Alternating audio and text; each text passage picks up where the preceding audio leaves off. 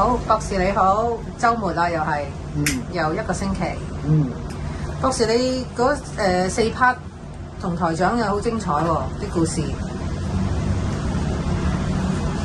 比較有唔同角度睇到啲問題。我自己就中意聽法輪功嗰部分。嗰個比較冷門㗎，因為少人知道佢嘅形成嘅過程。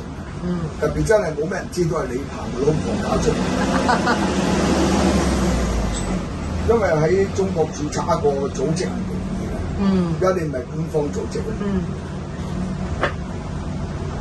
冇嘅，我而家係當社會工作㗎嘛。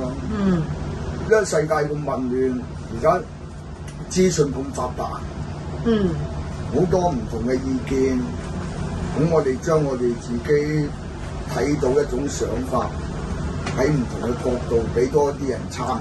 即係但係而家嘅資訊就係你睇到好多表面嘅資訊，但係而家嘅資訊係唔會提供分析同埋組合呢啲資訊。佢複述咯，因為佢本身你好難嘅，佢都唔係，譬如話你讀完書出嚟，以為讀好多書睇好多嘢，實際你冇親歷其境。即係你淨係知道表面上嘅。親歷其境做工作，即係你親身去潛水，同你睇本書坐喺度講潛水。咁係啊，係兩回事。即係等於你等於中國啲功夫，喺度表演。同寫武俠小説，同埋你上場打嘅實戰係兩件事，絕對係兩件事。係。我哋就係即係話，我哋做投資，我係而家枕場，我長期喺個市場有錢喺度噶嘛。唔講得笑嘛，真錢擺咗落去噶嘛。實戰即係同你坐喺度吹水啊，話睇咩指數啊，咁點樣嘥氣啦？唔係講完之後咧。我以上嘅評論係我本人冇投資，佢通常都會喺最撈尾講。即係等於咁嘅吹水仔啲大炮燒嗰啲支流屌咁嘅大炮友，佢老母喺攞一紮嘢亂陳噏嘅啫嘛，唔係撚嘢踩鳩人啦，係咪啊？好，我哋今日講咩咧？今日補充翻講袁世凱，因為呢個係近代嘅叻人嚟嘅。因為佢俾人負面咧，淨係話佢稱帝嗰度負面嘅啫。係。除咗之外，冇人彈佢嘅能力啊，啱唔啱啊？人哋一講完世就呢個冚家鏟稱帝啊咁嘅啫。但佢本身啲人咧係唔公道嘅。佢其實後尾張天都復辟又稱帝㗎。張天啊，有個張天復辟啊。張天復辟啊。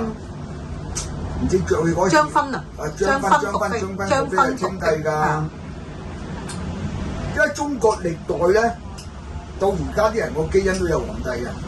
喺而家日本人，你話叫冇個天皇唔掂嘅。英國人話個民主個文明嘅冇咗個都要保留帝制，係啊。嗰個係一個形式嚟嘅，冇咩特別意思嘅，即係差唔多呢一種風俗。西班牙都有皇帝㗎，荷蘭都有㗎。瑞典又有㗎，挪威都有㗎。但你話你有得嚟個制度好唔好睇咧，就係一件事啦。而家暫時嚟講咧，英國同日本 OK 嘅嘛，荷蘭都 OK 嘅嘛，佢將佢分開咗啊嘛。所以我哋石蘭都有個皇帝啦，民選皇帝係主要咧打個經濟命脈嘅。民選皇帝，但就唔參涉嗰啲政務，每年嗰個佛誕咧就出嚟着晒皇室嘅衫，坐嘅大象咁樣巡遊嘅，因為佢民間需要呢種精神需要。好，我哋講翻袁世凱，好多人咧係負面都係淨係為佢係稱帝嘅。佢做大總統都冇人反對，因為孫中山先生請佢做噶嘛。佢又係令到個清朝退位咧。係佢一手插成，唔使打仗退位噶嘛，因為佢清朝反抗你都血流成河啦，啱唔啱？啱啊！我打輸咗，我咪翻去遼東咯。我未打輸前嗰時，你有排打噶嘛？都好混亂啊！所以佢係叻人嚟㗎。佢23歲已經入駐朝鮮咯喎，幾叻！但佢係好不幸咧，就話佢好早考幾次功名考唔到，因為佢係官宦人家出身㗎。佢阿叔做到二品官㗎，鹽道使㗎。佢老豆都做同候補同知㗎，佢老豆。佢爸爸都係官人打出嘅，但佢讀書就唔得，即係唔係話唔得，即係因為有人唔知啲門路啊或者乜嘢啦，又咪咁專心啦，佢先起文習武啫嘛。但佢唔高大嘅，佢1.6米度。即係相片影佢都比較橫啲，1.6米，比較橫1.6米，好似鄧小平。即係嗰種型。但係有啲事咧就冇咩人知嘅。點解佢要做皇帝咧？無端端。即係做翻帝制。係啦，嗱，你已經做大總統啊嘛。係。已經係一人之上啦，就同皇帝冇分別，點解佢做皇帝咧？就因為佢屋企咧，早上咧個人唔過60歲嘅。最長得57歲。有啲40幾歲死嘅，即係佢啲叔伯兄弟啊，嗰啲早上嗰幾房人啊，佢哋嚴家。咁咧佢喺佢中年咧，佢撞嗰個道士，佢一個某個環境唔知去旅遊啊，因為同啲人去出巡嗰個地方，咁就問佢，就喺個心度嚟治嘅，有咩解救咧？唔知個道士點解會咁樣講喎？好難改到喎，除非你黃袍加身啦。即係話你如果做皇帝咧，有可能你做到皇帝咧，就嗰人咧就長命啦，就過到60啦。呢個係據傳嘅。傳聞。就有件咁嘅事流出嚟，佢個家族唔過60歲死嘅，所以後期咪為呢件事夾啱黃袍加身咧。同埋當年佢去黃袍加身，叫佢做皇帝嗰陣時咧，係好多隔離左右柴仔叫佢做㗎，唔係佢自己想做㗎。好多人進書，好多嗰啲咁嘅咩同鄉會啊、關愛會啊、商會啊，冚唪唥進書㗎。你而家等於我哋習近平先生連任都好多人祝賀佢連任㗎嘛，未連任都拍晒手掌、燒晒炮仗㗎嘛，一樣㗎。你要連任啊，阿主席你唔連任咧，中國報咗你會唔得㗎啦，會撲街冧樓啦。咁個仔啊仲整咗張順天報，日本仔辦啊個順天報，好有輿論江湖地位㗎，當年。佢個仔啊加嘅一份假嘅順天報，每朝擺喺台面，唔係每朝印咗幾日就呈埋喺台面，即係個民意都叫你做皇帝咁樣嘛，民間捧到佢不得了。咁啊，我哋講佢一啲趣事啦。佢係靠佢阿叔吳寶興個結拜兄弟，姓吳嘅興軍係淮軍嚟嘅吳長興。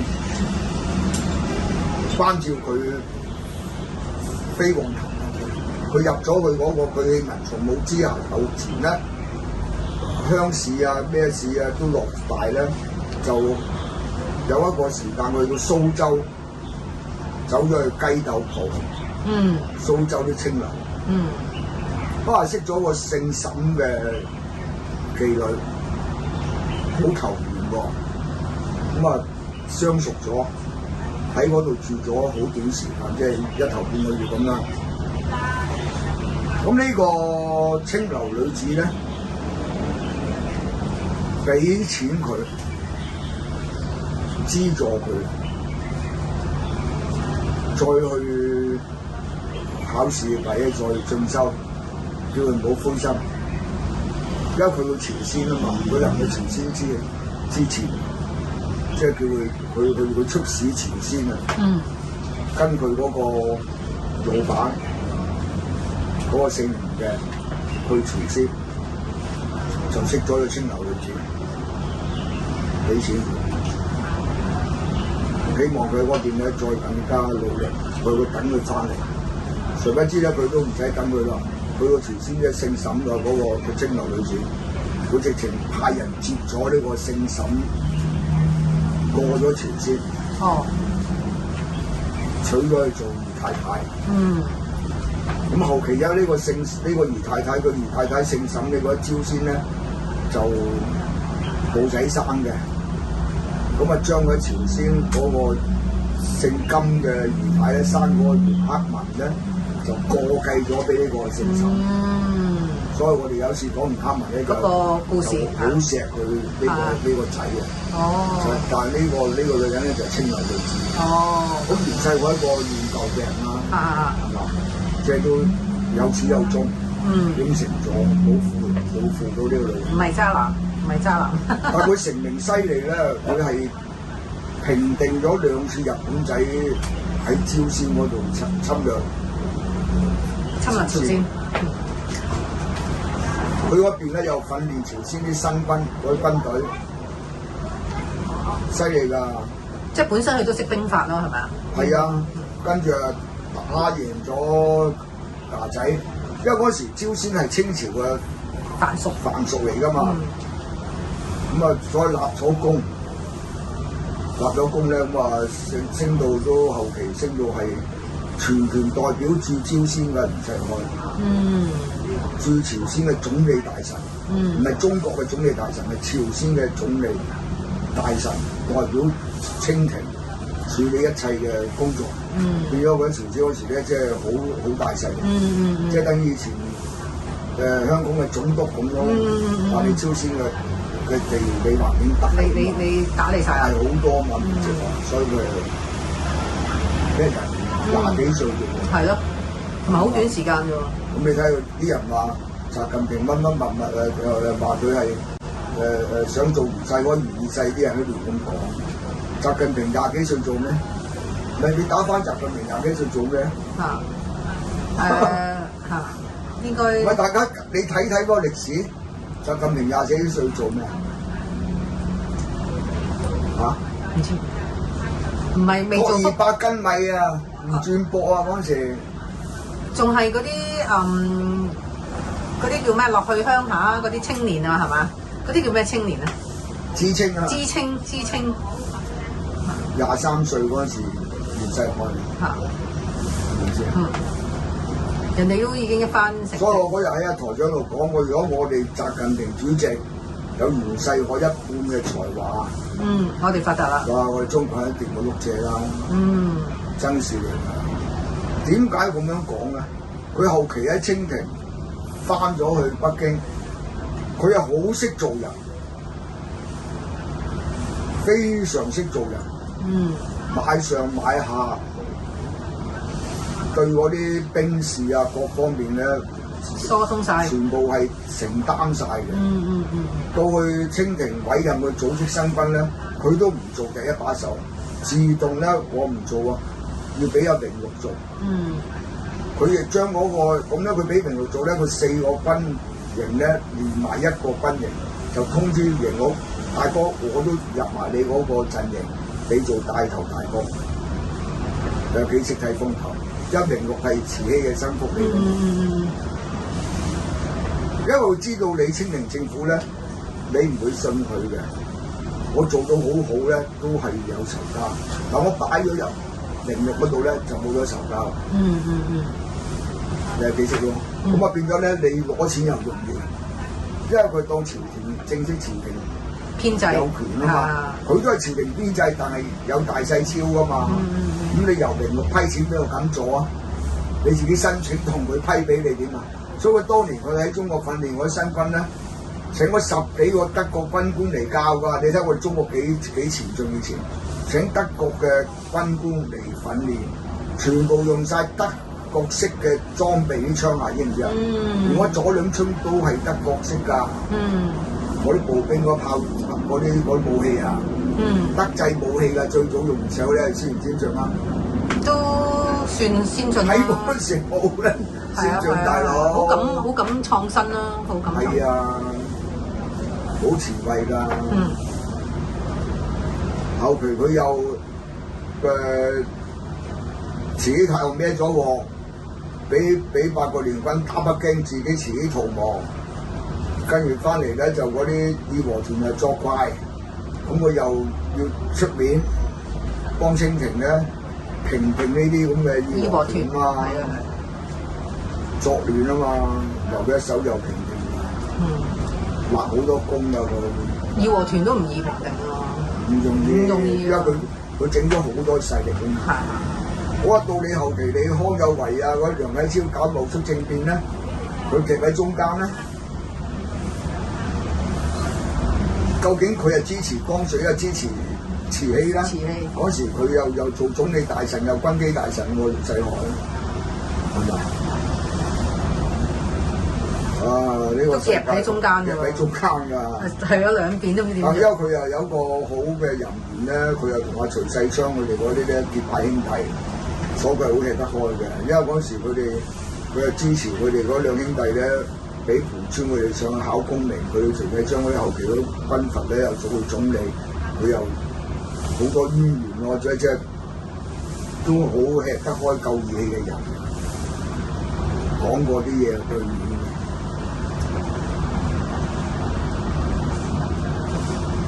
但佢好遺憾，啲人咧唔係好知道點樣死嘅，因為佢有佢個壞習慣好壞嘅，佢又係唔中意沖涼，一年沖一次。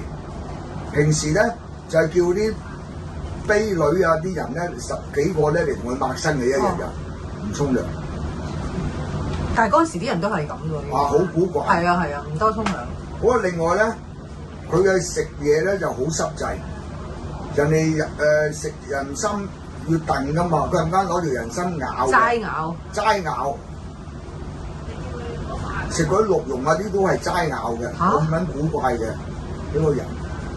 好啦，到佢後尾嘅，佢唔知係咪佢飲食咁樣啊，就變咧佢有結石。我就唔記得係膽石啊，抑係腎石。總之佢因為結石而死嘅。好啦，嗰陣時叫佢睇西醫咧做手術，佢唔制。咁啊拖到後期咧就最後想話做咧都做唔到啦手術。咁啊死咗，即係都係又係喺一方面戇鳩嘅。佢又唔用西醫，死人都唔用西醫，所以我成日都叫人啲人要中西合璧。你唔可以瞓喺嘅。佢哋嗰個年代又冇自然療法啦，其實呢啲腎石咁咩石都可以排出嚟嘅，不過要自然療法。都唔容易嘅，都要你有高手啊！話你一早就要做，唔係話你去到咁晚期。即係平時就要排啲，係啊，排一排。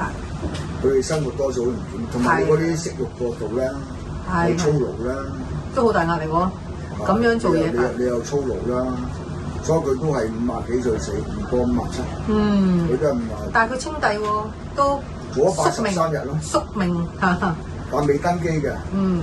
清咗帝係未登基嘅，未係改晒帝號，準備登基嘅揀日子，但都未到登基日子咧，就80幾日。清帝整咗80個奉獻啊嘛。奉獻帝啊嘛。咁嗰日我講話咩？中國就算學日本、學英國有個皇帝咁啊，如何咧？即係呢啲係講笑啦。歷史好難行翻轉頭。但你話中國呢一個近代史人多數對佢都係負面，我覺得唔公平。就係因為佢清帝。佢清帝即係人哋大家打咗仗，有民選嘅總統。而家你嗰啲民選話。民選制度，你好多國家都打仗啊！咁你咪嗰黨派鬥爭嘅，鬥爭鬥到不得了啦，啱唔啱啊？不停鬥爭啦，咁啊跟住你整咗，你由民主之後咧，就衍生咗大班嘅民鼠啊！民間老鼠，乜棍啦嚇？民鼠啊，民間老鼠啊，香港都係啦。未回歸之前冇咁多民間老鼠㗎，一回歸就大班民間老鼠啦，係咪啊？會蠶食個社會啦，係咪？嗰日我哋睇新聞咋，咁你嗰個李卓人個老婆都收咗1億幾㗎嘛，有數字報出嚟㗎，收咗外國嗰啲機構1億幾嘅。之前佢有冇自動宣佈？有冇每年申報自己講啊？冇，未聽過，係咪？呢啲係民間老鼠。呢啲就唔知啊，係啊。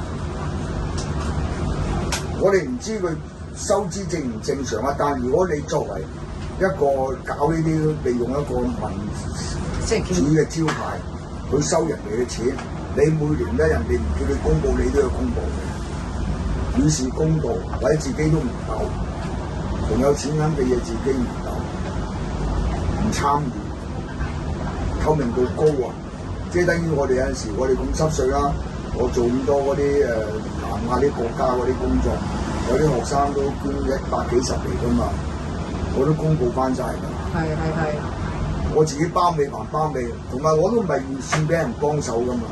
但既然間你收得人咧，你都全部公開翻。公開。嗯。對方嚟同我申請，對方要用幾多錢，用幾多咪全部公開。一計條數就下萬我包計。嗯。包尾還包計，呢個先嚟做，但我盡量都唔中意，即係等人捐咗錢嚟都唔使做啦。咁啊係，最快我最快。係。一收到資訊，我即刻就認為 OK 啦，我就即時就自己做晒，俾晒錢，俾晒錢先。係啊，跟住後邊嗰啲就隨緣啦，有就有係啊。你擺心文化中心咪算。係啊。因為你呢個一人生你個世壽太短喎，真係有緣分嚟到做好事咧，你再拖咧就冇意思。就過咗啦嚇。你就考慮值唔值得做，係。自己冇能力做。嚇。有嘅咁就拍板，即係最快嘅。有緣嘅咪一齊做啲咯，嗬。冇啊！嗰啲當多咗啫嘛。係。你指意嗰啲人唔掂㗎，我哋嘅經驗。明，我完全明白，我哋最快嘅最快，所以佢有時喺國內做工作，部長都話我最快，做工作真係唔可以拖嚟拖去。咁佢有個袁世凱有佢個女咧，就曾經係寫嗰本書，我唔記得咩名，大家可以上網 search，就將佢個爸爸生平啲嘢寫得比較清楚。對袁家喺咁樣。咁但係點解冇人同佢平反咧？即係除咗話你淨係稱帝咁樣，就稱帝好大罪㗎啦。即係覺得你又即係搞翻帝制嚇，搞翻獨裁。但佢哋好多人個時代都每個國家都有佢嘅國運。每個國家有。嗰個係一個好混亂嘅時代啊！混亂，你好少世界話。個日本人1000年嘅帝制冇變噶嘛，個傳承冇換過皇帝嘅喎，最耐嘅傳承啊，即係都好少有嘅，冇斷過，係啊，冇斷過冇轉過第二個宗族啱啱？佢最耐嘅1000零幾年嗰個日本嘅天皇，英國都冇佢咁長啊，係啊，而家世界上嗰啲長。泰國都係得10朝，第10代金元，泰國都幾百年，而家係第14王咁啊，14王，佢哋算耐㗎啦，真係日本真係最耐，即係佢嗰個民族性真係大家都守個規矩嘅話，都穩定。